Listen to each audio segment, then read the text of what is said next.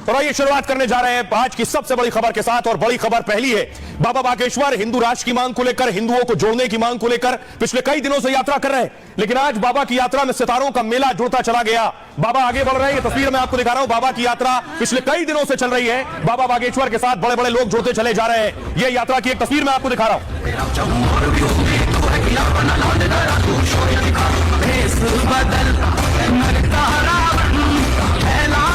दूसरी तस्वीर देखिए, बाबा आगे बढ़ रहे हैं और बुलडोजर से बाबा पर पुष्प वर्षा हो रही है। बुलडोजर लगाए गए, बाबा के समर्थक देखिए बुलडोजर पर चढ़े हैं और जो यात्रा में लोग निकल रहे हैं उनके ऊपर बुलडोजर के ऊपर से फूल बरसाए जा रहे हैं।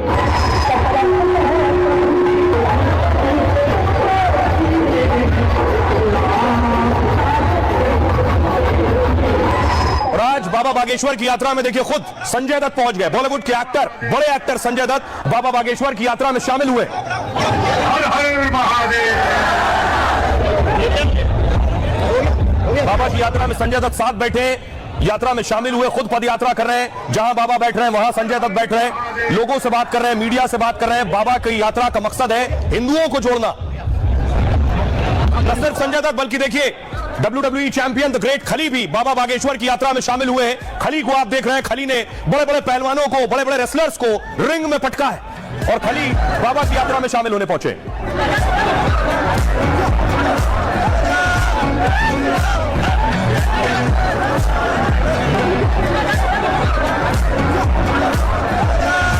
न सिर्फ खली बल्कि देखिए एक और तस्वीर, मध्य प्रदेश के मंत्री, बीजेपी के सीनियर नेता कैलाश विजयवर्गीय बाबा बागेश्वर के मंच पर मौजूद है। तुम्हारे बच्चे मंदिर जाना ना भूलना, गीता रामायण पढ़ना ना भूलना। पांचों उंगलियों से अच्छे अच्छे वैष्णव को पकड़ लिया तो ठेठी लग जाती। हम सब हिंदू। और हनुमानगढ़ी, अयोध्या के हनुमानगढ़ी के महंत राजू दास भी बाबा बागेश्वर की यात्रा में पहुंच गए शामिल होने के लिए। जत्था बड़ा होता चला जा रहा है, बाबा आगे बढ़ रहे हैं, कारवा बढ़ता चला जा रहा है। हमारी माँ बेटी बहनों का एक भारत माँ देश है। हर हर महादेव। ये दंगा वाले लोग नहीं हैं, इनके हाथों में ना तलवारें हैं, ना इनके हाथों में बंदूकें हैं, ना इनके हाथों में पत्थर हैं। इन छालों से हिंदुत्व का कार्य नहीं रुकेगा। देश में कुरीतियां बहुत हैं, देश जातिवाद में बहुत बटा हुआ है, देश विधर्मी ताकतों के षड्यंत्र में है। इसलिए इस देश से कैसे भी करके हम कुरीतियों को मिटाएंगे, इस देश में एकता का परचम लहरवाएंगे। हिंदुस्तान है, यहाँ हिंदुस्तानी ही रहते हैं, चाहे वो हिंदू हो, मुसलमान हो, सिख हो, ईसाई हो, हम लोग सब हिंदुस्तानी हैं। धर्म से ऊपर उठ के आइए और एक भारत को, एक नया भारत को बनाइए, क्योंकि इस देश को इस चीज की जरूरत है। पैरों में छाले पड़ गए, यात्रा में दंगे और हमले की धमकी तक मिली, लेकिन सनातन के उद्घोष और लाखों समर्थकों के जोश के साथ बाबा बागेश्वर की पदयात्रा जारी है। और यूपी में यात्रा की एंट्री होते ही बुलडोजर से फूल बरसाए गए। इस पदयात्रा में संजय दत्त से लेकर ग्रेट खली जैसे सितारे और मशहूर सियासी हस्तियां भी शामिल हो रही हैं और बाबा के हिंदू एकता संकल्प को और मजबूत कर रहे हैं। ये मेरे भाई हैं और इनके प्यार के लिए मैं यहाँ आया हूँ और मैं सनातन धर्म में मानता हूँ। किसी ने ये जो कदम उठाया धीरेन्द्र शास्त्री जी ने, ये कमाल का एक स्टेप है। और ये सुनने को आया कि 400 साल के बाद ऐसा जो धर्म गुरु ने एक कदम उठाया है। मध्य प्रदेश के छतरपुर में बाबा बागेश्वर धाम से बाबा ने हिंदू पदयात्रा शुरू की, जो 29 नवंबर को ओरछा में पूरी होगी। हजारों भक्तों समर्थकों के साथ बाबा 5 दिन में 80 किलोमीटर चल चुके हैं। बाबा को 80 किलोमीटर और चलना है। कुछ लोग यात्रा रोकने की धमकी भी दे रहे हैं, जिसका बाबा अपने अंदाज में जवाब देते हैं और फिर कदम आगे बढ़ा देते हैं। ये सब प्रायोजित तरीके से षड्यंत्र कर रहे हैं। ये देश में दंगा चाहते हैं, इस देश में ये वैमनस्यता चाहते हैं, इसलिए ऐसी धमकियां दे रहे हैं। उनका अपना काम है, हम अपना काम करेंगे, करते रहेंगे। उनकी बातों में अगर उलझ जाएंगे तो हम अपने लक्ष्य से भटक जाएंगे। और आइए आपको बताऊं, जो सितारे पहुंचे बाबा की यात्रा में वो क्या कह रहे हैं। सबसे पहले संजय दत्त पहुंचे। संजय दत्त वैसे तो बॉलीवुड के एक्टर हैं, बड़े बड़े सेलिब्रिटीज के साथ उठते बैठते हैं, कई फिल्में की। फिल्म स्टार संजय दत्त बाबा बागेश्वर के बड़े भक्त हैं। बाबा बागेश्वर के साथ सड़क पर बैठकर चाय पी, कहा धीरेन्द्र शास्त्री मेरे भाई हैं, उन्हें समर्थन देने आया हूं। भक्ति से ही मेरा जीवन बदला, यात्रा से बड़ा बदलाव होगा। असल में हिंदू मुस्लिम सिख ईसाई सब एक ही है।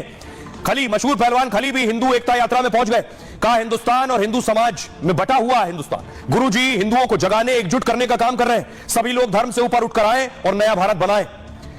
बीजेपी नेता और एमपी के मंत्री भी यात्रा में शामिल हुए। इंदौर में भी वो बाबा बागेश्वर की कथा करा चुके हैं। हिंदू यात्रा में धीरेन्द्र शास्त्री के साथ समरसता भोज किया। दलित अगड़े पिछड़े सभी समाज के लोग भोज में थे। इसके अलावा टी राजा, तेलंगाना के फायर ब्रांड नेता विधायक टी राजा यात्रा में पहुंचे। कहा महाराज जी ने हिंदुओं को जगाने का संकल्प लिया है, सभी धर्म के लोगों को एक साथ जोड़कर हिंदू राष्ट्र बना रहे हैं। कांग्रेस नेता भी हिंदू एकता यात्रा में शामिल हुए। कहा बाबा बागेश्वर की यात्रा को हमारा समर्थन है, वैसे भी हमारा पूरा परिवार सनातनी है। अयोध्या और वाराणसी के कई संत शामिल हुए। कहा यह किसी दल की नहीं, हिंदुओं की यात्रा है, अगर अभी नहीं जागे तो फिर कभी नहीं जाग पाओगे। भोजपुरी स्टार बाबा बागेश्वर की बड़ी भक्त हैं, वो पहले भी बागेश्वर धाम आ चुकी हैं, अब बाबा को समर्थन देने पहुंची। भोजपुरी स्टार केसरी लाल भी पहले आ चुके हैं। आइए अब आपको सुनवाता हूं, संजय दत्त से हमारी सहयोगी ने बात की। संजय दत्त बाबा बागेश्वर की यात्रा में साथ साथ चल रहे थे, तब उनसे बातचीत हुई, सुनिए। संजय बाबा आप आए इस पद यात्रा में शरीक होने के लिए, कैसा लग रहा है? बहुत अच्छा लग रहा है और मैं सनातन धर्म में बहुत मानता हूँ। बाबा भोलेनाथ का भक्त हूँ और मेरे भाई हैं, गुरुजी मेरे भाई हैं छोटे, और इनके लिए तो जहाँ ये बोले मैं जाऊँ। आपको लगता है कि इस देश में हिंदू या सनातनी बट गया है, जिसको एकजुट करने के लिए इस तरह की यात्रा की जरूरत है? यहाँ हिंदुस्तानी ही रहते हैं, चाहे वो हिंदू हो, मुसलमान हो, सिख हो, ईसाई हो, हम लोग सब हिंदुस्तानी हैं। आज हम संजू बाबा का अलग अवतार देख रहे हैं, गले में रुद्राक्ष है, पद यात्रा में शरीक हो रहे हैं, जय श्री राम के नारे लगा रहे हैं। ये बदलाव नहीं है, रुद्राक्ष हमेशा था, आप लोगों ने देखा नहीं, आप लोगों ने नहीं देखा भैया। महाराज जी क्या कह रहे हैं? आपको पता नहीं है, हमारे भैया बहुत बड़े महादेव के भक्त हैं, महादेव के प्रति अगाध श्रद्धा है। बागेश्वर जो महादेव हैं, उन्हीं के भाव के कारण आप जुड़े हैं हमसे, उन्हीं के कारण। आप बहुत परम शिव भक्त हैं, लोगों को सिर्फ एक रूप पता है, दूसरा रूप ये शिव भक्त है। यहाँ पर लगातार जय श्री राम का उद्घोष हो रहा है, उसी उद्घोष के साथ आप भी आगे बढ़ रहे हैं। जी मैं बिल्कुल मानता हूँ जय श्री राम, लेकिन मैं देवों का देव महादेव उसमें बिलीव करता हूँ, उसमें यकीन करता हूँ। संजय दत्त के जीवन में या संजय दत्त की लिहाज से इस यात्रा का क्या महत्व है? देखिए मैं यात्रा हर जगह करता हूँ, लेकिन पब्लिसिटी नहीं करता। ये मेरे भाई हैं और इनके प्यार के लिए मैं यहाँ आया हूँ और मैं सनातन धर्म में मानता हूँ, लेकिन भोले बाबा का भक्त हूँ। हर हर महादेव, हर हर महादेव, हर हर महादेव। आइए आज की एक और बड़ी खबर है। कल मैंने आपको दिखाया था उत्तर प्रदेश में दंगा, और दंगे के बाद आज बवाल हुआ, सियासी बवाल। लेकिन दंगे का मास्टरमाइंड कौन है, वो चेहरा कौन सा है जिसने दंगे की आग भड़काई? दंगे की तस्वीरें कल मैंने आपको दिखाई, पत्थरबाजी हुई, आगजनी हुई, पुलिस पर पत्थर चलाए गए, गोलियां चली, 4 लोगों की जानें गई इस हिंसा में। आज संसद सत्र का पहला दिन था, संसद में इस हिंसा पर बवाल हुआ। अगली तस्वीर देखिए जरा, ये संसद की तस्वीरें मैं आपको दिखा रहा हूं। सांसद जब पहुंचे संसद में तो संभल के नारों की गूंज हो रही थी। आप सभी बैठे और सदन की कार्रवाई चलने दीजिए प्लीज, आप सभी से अनुरोध कर रही हूँ प्लीज।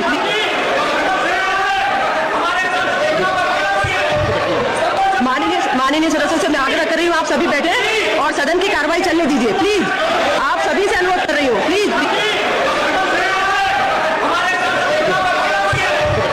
दूसरी तरफ संभल में देखिए फ्लैग मार्च हो रहा था जिससे शांति व्यवस्था कायम की जा सके। पुलिस फ्लैग मार्च कर रही थी भारी संख्या में, कई थानों से पुलिस बुला ली गई थी। पेट्रोलिंग की तस्वीरें मैं आपको दिखा रहा हूं, मार्च की तस्वीरें। लोगों से कहा है घरों में रहिए, संभल में दूसरे लोगों की, बाहरी लोगों की एंट्री नहीं है, लोगों को घरों से निकलने के लिए एहतियात बरता जा रहा है, यह पुलिस ने व्यवस्था की है। दूसरी तरफ देखिए चंद्रशेखर रावण पहुंचे, संभल जाने की जिद कर रहे थे, गाड़ी लेकर पहुंचे। कल दंगे के बाद चंद्रशेखर रावण को पुलिस ने रोक लिया।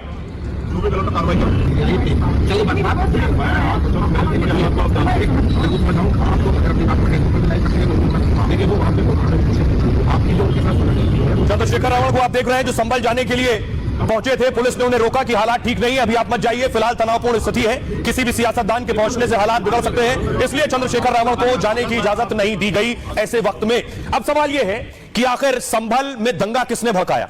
आरोप लग रहे हैं समाजवादी पार्टी के एक सांसद जियाउर रहमान और दूसरे सुहेल इकबाल पर। इन दोनों के खिलाफ एफआईआर हुई है, दोनों का ताल्लुक संभल से भी है। अगली तस्वीर दिखाऊं, अखिलेश यादव के साथ जिन्हें आप देख रहे हैं, यह है जियाउर रहमान। संभल से सांसद थे सपा के शफीकुर रहमान बर्क, दाढ़ी वाले सांसद जिन्हें आपने देखा होगा, अपने बयानों की वजह से जाने जाते थे, अब नहीं रहे, उनके सुपुत्र रहे ये जियाउर रहमान, ये उनके पोते हैं, ये चुनाव लड़े और सांसद बने हैं। तो अब इनके खिलाफ एफआईआर हुई है कि दंगा भड़काने के मामले में। सवाल यह है कि क्या इस दंगे पर अब राजनीति शुरू हो गई है या दंगे में राजनीति भी शामिल? ये रिपोर्ट देखिए।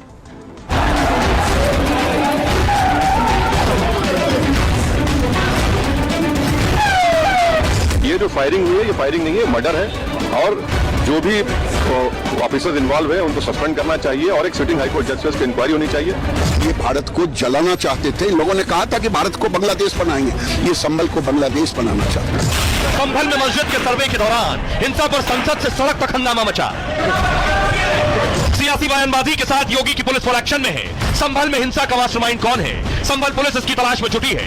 आज संभल के सांसद और विधायक के बेटे के खिलाफ एफआईआर दर्ज की गई। इसके बाद अखिलेश लाल हो गए। एक पुलिस ऑफिसर ये कह रहा हो कि नेता बनना छोड़ दो, नेताओं का सहारा लेना छोड़ दो, किसके लिए भाषा थी वो? ऐसा कभी होता नहीं। अगर इस तरह से होगा, इस तरह से जज फैसले करने लगे, सारे देश में आग लगा देंगे ये लोग।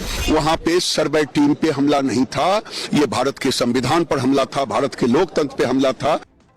अब सवाल यह है कि संभल को कौन भड़का रहा है? समाजवादी पार्टी के सांसद पर एफआईआर हुई है।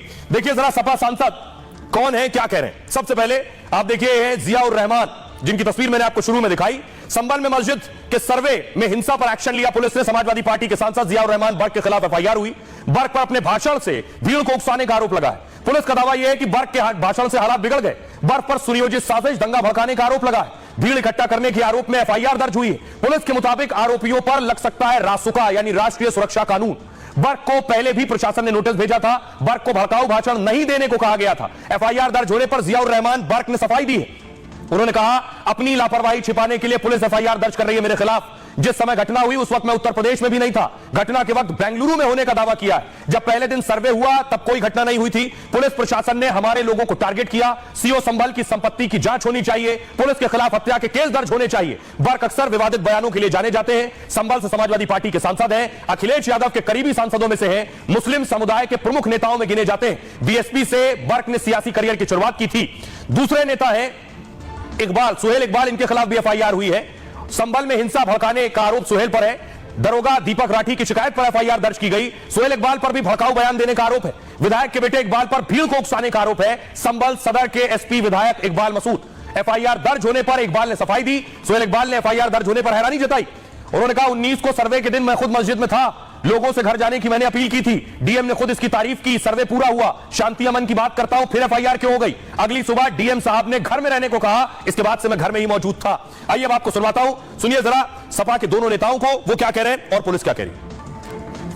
अपनी लापरवाही और अपनी उस चीज को छुपाने के लिए इस टाइप की घटना को हमारे सर मंडरे हैं। जिस समय मैं आपसे सवाल करना चाहता हूं, जिस दिन ये घटना हुई मैं उस समय वहां पर था ही नहीं, प्रदेश में भी नहीं था। बेंगलोर में all India Muslim personal board की बैठक में गया हुआ था। और रही बात, अगर हम कुछ हंगामा करते, जिस वक्त ये पहला सर्वे हुआ मैं उस समय खुद मौजूद था, क्यों उस टाइम कोई घटना नहीं हुई? जुमे के दिन 22 तारीख को नमाज के लिए मैं खुद मौजूद था, क्यों उस टाइम कोई घटना नहीं हुई? मैं वहां से जब बाहर था ये घटना हुई क्योंकि पुलिस प्रशासन ये जानता था कि मैं वहां पे मौजूद नहीं हूं। अगर मैं मौजूद होता तो ये घटना नहीं होने देता। पुलिस प्रशासन ने हमारे लोगों को टारगेट कर करके और उनकी जान माल का जो नुकसान पहुंचाया है वो इसके जिम्मेदार हैं। तो मैं घर के अंदर रहा और उनके साथ चले गया सर्वे कराने के लिए। सर्वे शुरू हो जाता है, मैं वहां पे मौजूद रहा घर के अंदर। मैं घर से बाहर नहीं निकला क्योंकि बाहर पूरा जाना उन्होंने, पुलिस ने अपना बैरिकेटिंग्स कर रखे थे, पूरे लोगों को रोक दिया था। कोई आ सकता नहीं था, कोई जा नहीं सकता था।